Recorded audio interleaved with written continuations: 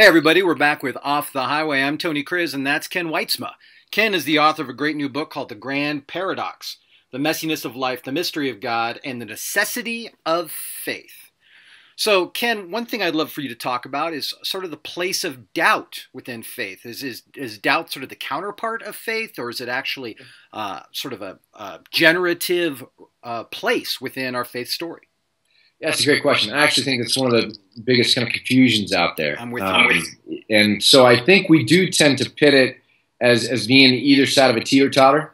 So if the one goes up, faith, then doubt has to go down. If doubt goes up in a scary way, then faith is going down. And we kind of pit them against each other. I actually don't think they work that way. I think that faith operates in a context of doubt.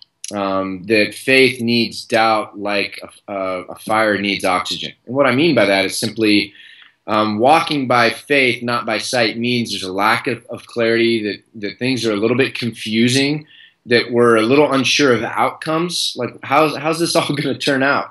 God, I don't know that you really have this figured out, or I'm having a hard time trusting you. I'm doubting it. I'm afraid.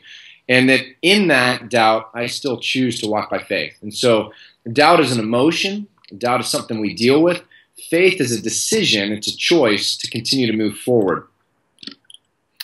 Yeah, I think that sort of binary way of thinking about faith and doubt really has limitations to it. It's like saying that fear and courage are the opposite to the two ends of the teeter-totter, like you said. Yeah. But I think a very good definition of courage is moving forward in the face of fear, in the face of the thing that we're afraid of.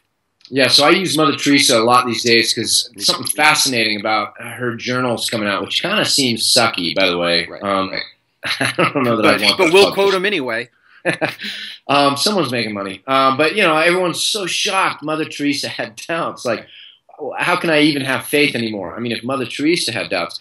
And to me, there's a couple cool things. One, she felt comfortable to write her doubts out like the psalmist. Two, she had a spiritual director kind of in that Catholic tradition. Someone that she could go to, in all honesty, that wasn't going to be freaked out by her doubts. And then thirdly, her whole life and testimony was that in the midst of all these doubts, she continued to trust and walk by faith. Yep. So to me, that's an amazing example. I'm completely with you. Everybody, that's Ken Wytsma, my friend, author of The Grand Paradox. Thanks for being on Off the Highway, buddy. Appreciate it.